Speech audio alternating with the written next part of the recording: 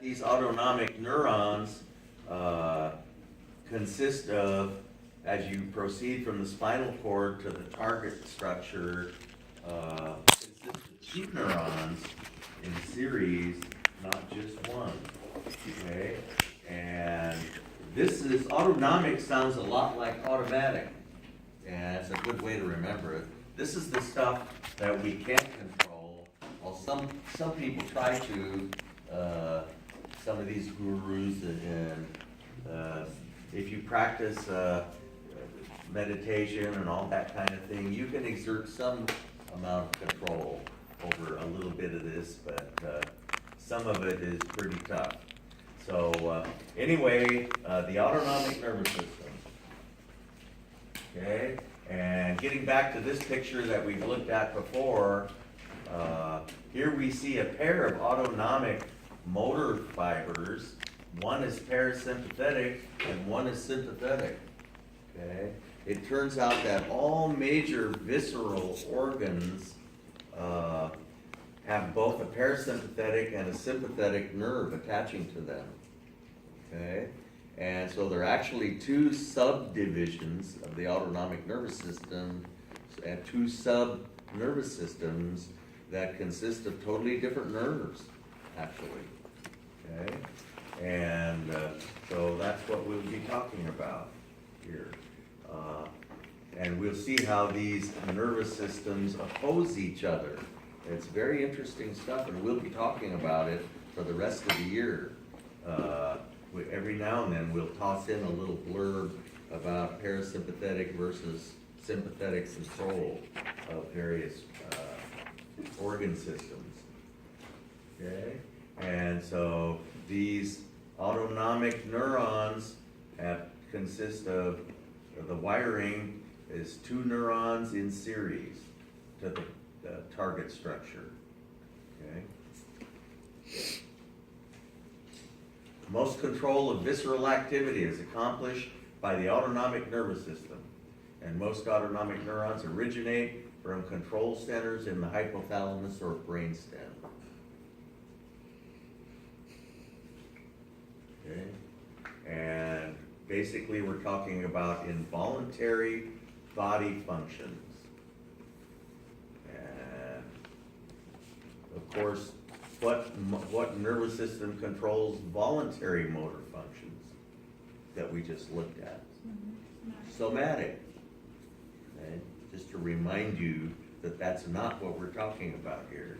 It's kind of hard to keep all this stuff separate. And you can't forget that we're talking, when we say the word autonomic, we're talking about strictly motor stuff. Okay? Nothing to do with sensory. It's all motor activity. Okay, another reminder that we have two neurons in series here. Okay. Two separate nervous systems, the sympathetic nervous system and the parasympathetic nervous system, both of which are always operative, but one is usually prevailing over the other. It's kind of interesting. Okay. And so, in the sympathetic nervous system, the synapse, there's always two neurons in series, but in the sympathetic nervous system, the first neuron emanating from the cord is very short, and you have a synapse fairly quickly, and then the second neuron is longer, the one that proceeds on to the target structure. And this didn't copy very well, but if you're looking at a motor neuron, and if it originates from either the thoracic or the lumbar region, you know that it's sympathetic, because the sympathetic nervous system is characterized by thoracolumbar outflow. Okay, and the little mountains kind of covered it up there. Thoracolumbar. So motor neurons that emanate from the middle of the cord somewhere are sympathetic. If you have nerves that emanate from either the cranial region or the sacral region, you can be certain that motor neuron is parasympathetic, okay, characterized by craniosacral outflow. And those are handy little tidbits, and of course I have quiz questions on those. So those cranial nerves we were talking about, if they were motor, they were parasympathetic. Some of them were purely sensory, weren't they? But if they were motor, the motor part was parasympathetic in nature. And all the sacral, and there's a lot of sacral nerves, all of the sacral motor neurons, if they are autonomic, and indeed, all the sacral ones are autonomic, so are going to be parasympathetic. Okay, and so always two neurons in series. The sympathetic ones, though, the first one is short. With the parasympathetic one, the first one is long, and the synapse, when you finally run into that synapse, it's usually inside the target structure, so you never see it. Okay? So you never even see a synapse because it's inside the target structure somewhere.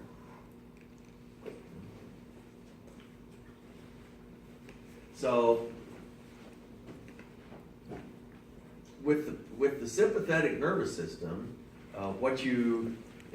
all of this that we've been talking about gives rise to sort of an interesting anatomical structure that you see anterior to the spine, because of all, and in this the whole center part of the cord is thoracolumbar, isn't it?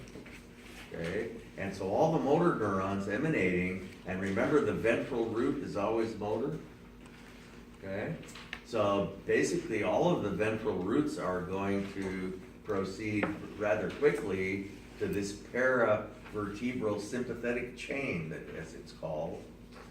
Okay, and the first synapse is always in this region, and this clump you see here, this sort of round structure, is a ganglion.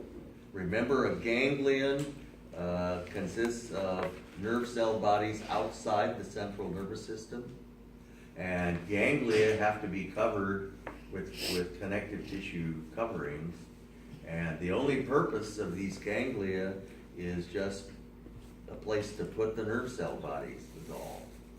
Okay? Because they're rather bulky and we put them all in one place. The clumps of nerve cell bodies inside the central nervous system were usually important control centers. Okay? But outside, it's just a place to put the nerve cell bodies. But we run into a distinct anatomical structure there that you can actually see on either side of the spine. They're bilateral, this chain of ganglia. Okay?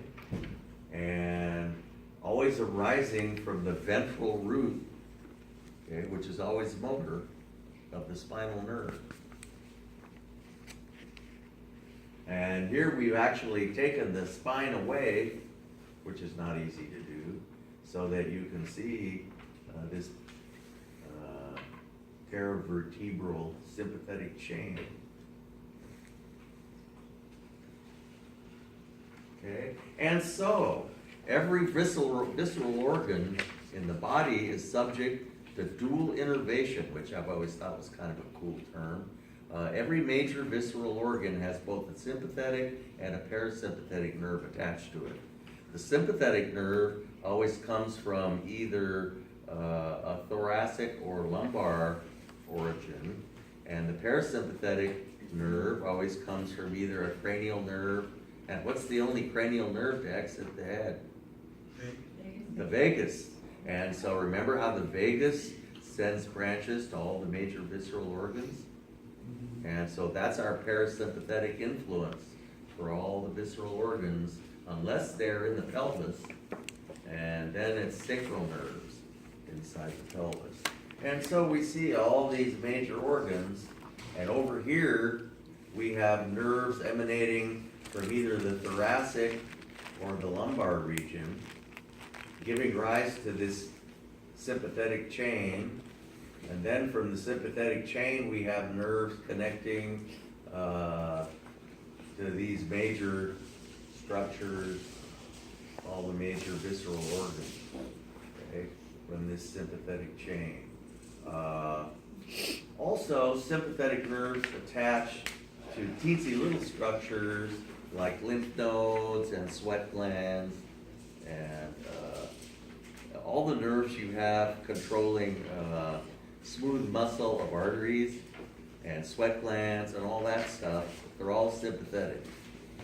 Okay, parasympathetic nerves never sink so low as to connect to those minor little structures. They only attach to major visceral organs. But all the nerves we have controlling, there's one little neuron going to every sweat gland, and all of the muscles in the walls of the blood vessels, and all the little structures, teensy little glands, oil glands, and all those are controlled by sympathetic nerves. Okay? And that's, I guess, what we're supposed to be showing here. Okay? And so, on the right-hand side, we see parasympathetic nerves attaching to all these organs, and on the left-hand side, we see sympathetic nerves. So that every single visceral structure has both a sympathetic and a parasympathetic nerve attaching to it. And so what is the significance of that? Major visceral organs are subject to dual innervation. Both the sympathetic and parasympathetic nerve attach to all major internal organs. Okay. The sympathetic nerves have thoracolumbar origin. The parasympathetic has craniosacral origin. So that's good stuff. Okay. So here we look at the heart, for instance. So we have a parasympathetic nerve, which is a branch of the vagus nerve. Okay. And so that's our parasympathetic influence, and the vagus nerve is a cranial nerve. And then we have a sympathetic nerve, which is the cardiac nerve, which comes from the thoracic region. Okay. And so if this nerve is predominating, that speeds the heart up. And if the parasympathetic one, sympathetic one is predominating, that slows the heart down. Okay? You could cut both those nerves and the heart will beat at a constant rate. But that's how we can change heart rate, is by those two nerves.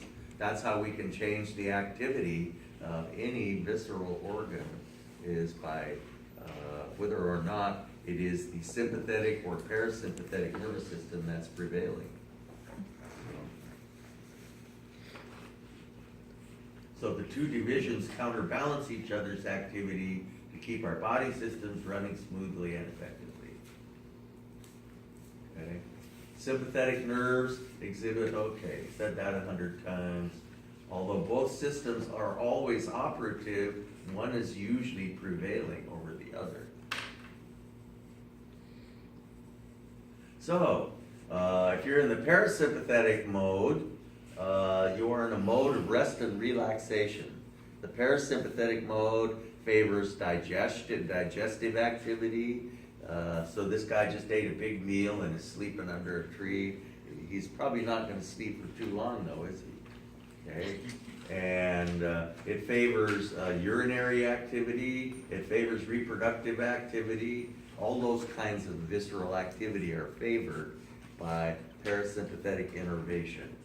But what happens rather quickly is you switch to the fight or flight mode, and the last thing you want to do is have to urinate. The last thing on your mind is reproductive activity, and if you ate recently, you'll probably get indigestion.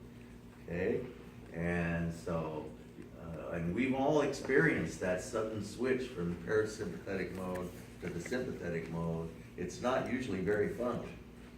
Okay, and it's two different physiological modes where different physiological things are happening in the body. Quite interesting stuff. Okay. So the fight or flight response involves impulses from the hypothalamus, come down the cord, and tell the adrenal glands to secrete adrenaline, as well as we have ACTH from the hypothalamus telling the adrenal cortex to secrete glucocorticoids. And the stress response, these are the symptoms which you should know of the stress response: increased heart rate, increased blood pressure, blah, blah, blah, increased airways, decreased digestive activity, decreased urine output, okay, increased alertness, pupils dilate, all those kinds of things under sympathetic innervation. Okay? This is good, it's life-saving kind of thing, but it's not good to be in this mode for days and days, is it? Okay? It's not good for your health. And so sometimes we practice interventions of various types to try and switch back to the parasympathetic mode, and it's not always an easy thing to do, is it? When you meditate, you are attempting to switch back from the sympathetic mode to the parasympathetic mode. And if you've ever taken a class in biofeedback, or many different words for the very same thing, relaxation techniques are all the same. You're attempting to switch over to the parasympathetic mode. Okay, and so they're all good classes, all really the same thing, and it's a good thing to know how to do and to think about, because it's good for your health. Okay, so sympathetic innervation. And remember, when I say hypothalamus, it's physiological manifestations of emotions. And if your emotion is stress or fear or anxiety, you're going to get those symptoms that were on that list. So the neurotransmitters. Here we have cranial and here we have sacral. So obviously they are which? Sympathetic or parasympathetic? Craniosacral. Parasympathetic. So the first neurotransmitter in the first synapse is always the same, but the second one is variable depending on whether you're sympathetic or parasympathetic. If you are in the parasympathetic mode and talking about parasympathetic nerves, the second neurotransmitter is acetylcholine. So we regard acetylcholine as the neurotransmitter of the parasympathetic nervous system. We regard norepinephrine or epinephrine as the neurotransmitters of the sympathetic mode. So you can administer, and it's often done, administer norepinephrine pharmaceutically in the field or in the clinic, for, if you want to switch the person over into the sympathetic mode in an attempt to raise their blood pressure or that sort of thing, in the case of shock, that type of thing. So there are lots of good pharmaceutical applications of this sympathetic parasympathetic business. In fact, it's probably one of the primary areas that you'll learn about in a pharmacology class, is which I used to teach, which is the ways in which we can practice intervention and switch from one to the other. Okay. And unfortunately, administering acetylcholine, remember that enzyme that destroys acetylcholine, cholinesterase? It's present in tissue fluids, and it's very sort of omnipresent in the body. Ubiquitous is another word. It's kind of everywhere in the body, and so you could administer acetylcholine, but it wouldn't hang around very long. So it's not very practical to give acetylcholine to lower blood pressure, but we manipulate all kinds of manipulations to pharmaceutically alter blood pressure as it applies to the sympathetic nervous system, okay, that we'll talk about. Okay, so here we go with that. So the receptors of course, where you have neurotransmitters, you've got to have receptors, don't you? Okay, and the neurotransmitter of the sympathetic nervous system is norepinephrine, and norepinephrine plugs into adrenergic receptors. Adrenergic comes from the word adrenaline. Okay, and so the receptors of the sympathetic nervous system are the adrenergic receptors, and there are 3 of them, and that you should know about, and that are really cool pharmaceutical applications of these. The beta-1 adrenergic receptors, if norepinephrine plugs into those, you'll raise heart rate and stroke volume. Okay, and beta-2 gives you dilation of the airways, bronchodilation, which is very useful for asthma attacks. The alpha-1 gives you basically causes constriction of the smallest of the arteries, which raises your blood pressure. And these receptors are in various parts of the body, but norepinephrine always seems to find all of them, and so you get all these symptoms that I just discussed from norepinephrine. But we have drugs that can selectively plug into just one of these. See? So Tony, you had a question. So what do you mean by stroke volume? Stroke volume is we'll be talking 2 weeks from now, we'll be all about stroke volume.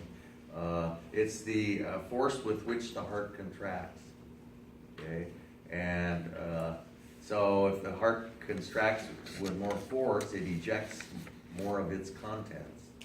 And so you get an increased stroke volume. So blood pressure? Okay? That will increase your blood pressure. Okay? But it's not, stroke volume is the amount of blood that's ejected from the ventricles in every heartbeat. Okay? And it's quite variable. So these are the really important, no one talks about these much, the cholinergic ones, because cholinergic drugs are not very common. Okay? But people talk about these all the time. And so let's talk some more about them. Agonists are pharmaceuticals that stimulate receptors, and so they mimic the effect of the neurotransmitter or hormone that normally acts on that receptor. So if you give an adrenergic agonist, you'll get all the symptoms of the stress response. Okay? And they do this, they give adrenergic agonists, this is really hot pharmaceutical jargon here. They give adrenergic agonists to folks who are suffering from shock. And that's the most common drug, norepinephrine being the most common. Okay? Antagonists block the receptors, so they negate the effect of the neurotransmitter. So for long-term blood pressure, they'll give adrenergic antagonists, otherwise known as beta blockers. Okay?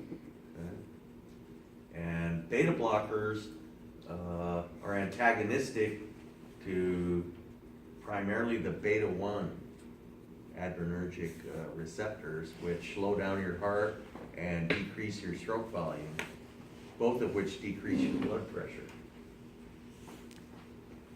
Okay.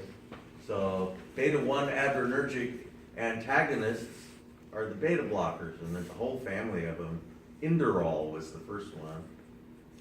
Probably the most common one these days is one called atenolol. It's just dirt cheap. It's a really good drug. And so slows your heart down quite dramatically. And you can actually see that in your heart rate. It'll be slower if you take this drug. We have probably about 30 or 40 years ago, it used to be that people with suffering from what's this? Not allergies, resembling acute allergic responses with acute respiratory symptoms. Asthma. Why couldn't I think of that? So people with asthma used to be they would carry around epinephrine inhalers The only problem with that is that, sure, it dilates your airways if you're having an asthma attack, but it also raises your blood pressure, okay? Because epinephrine stimulates all those receptors.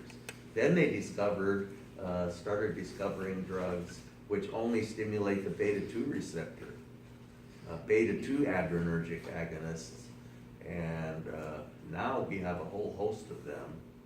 And the inhalers that are used now don't raise your blood pressure.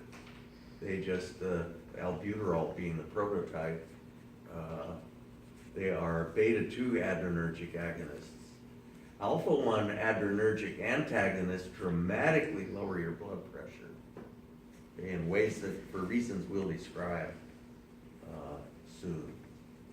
Okay, carvedilol is one that's really inexpensive that dramatically lowers blood pressure.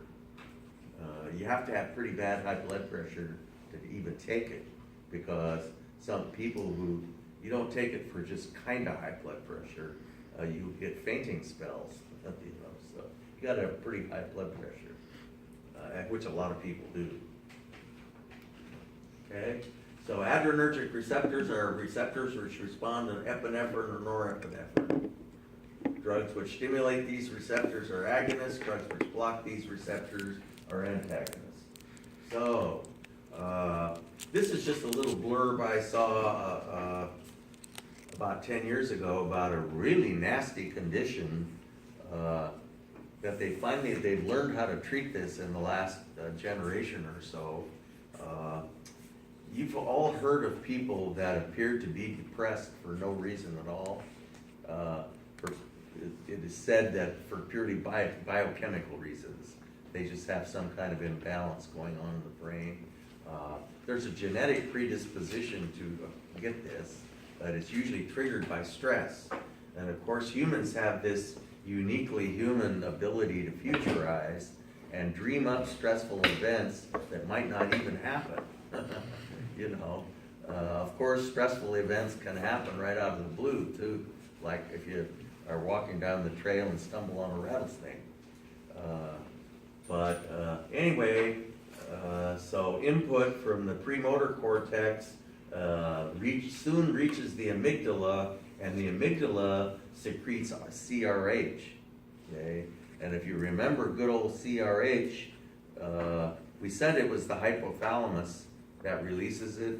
The amygdala is really right next door. It's part of the limbic system, isn't it?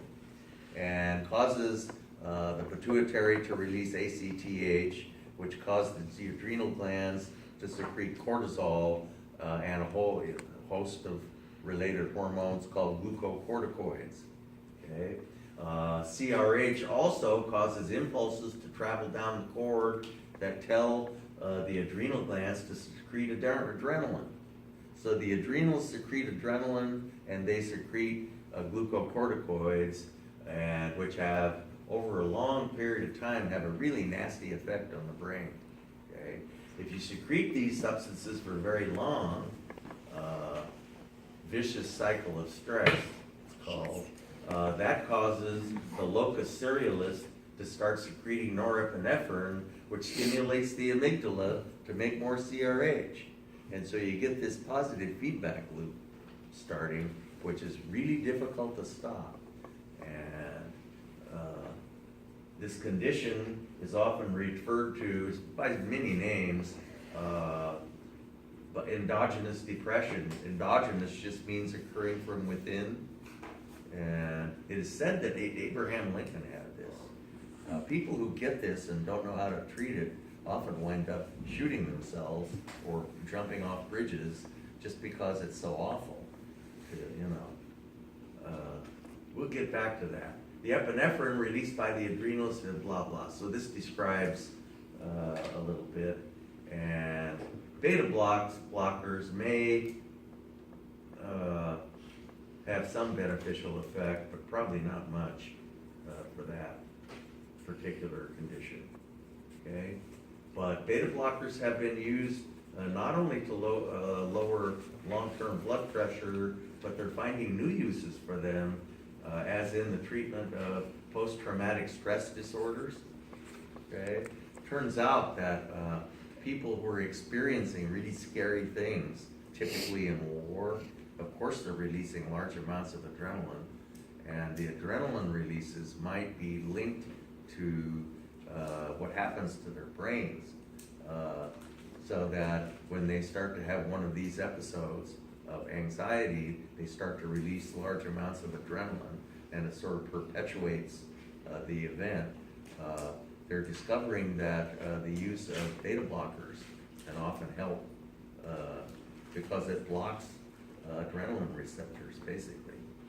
So they're experimenting with that right now. Cholinergic receptors respond to acetylcholine, but we've talked about there are some drugs that survive acetylcholinesterase, and they're known as cholinergic agonists. There's a couple of these drugs they give to induce urination in people who are having trouble with that. One of them is called uricoline. I know. Drugs which block these receptors are called cholinergic antagonists, or some people call them anticholinergic drugs, which is not really very good nomenclature. That's the more common name. And there's a whole bunch of drugs which do that, and that's maybe not such a good effect. Okay. So the neurotransmitters, as we said, are norepinephrine for the sympathetic and acetylcholine for parasympathetic. And the autonomic hierarchy starts way up here somewhere, doesn't it? Okay. And we perceive stress and experience it in the limbic system, and remember, physiological manifestation of emotions winds up coming out through the hypothalamus, and whatever then happens or doesn't happen as a result. Most of these things on this list are not going to happen under sympathetic influence.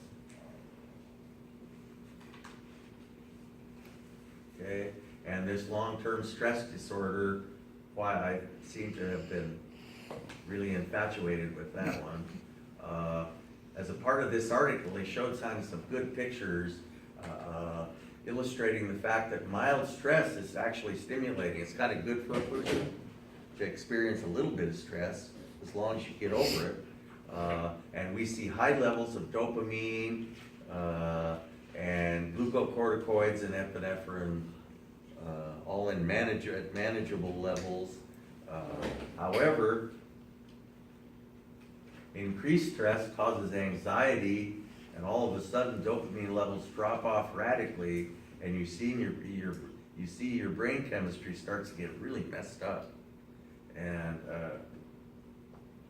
extreme long-term stress causes depression. It's not the same as depression caused by some bad thing that happens to you.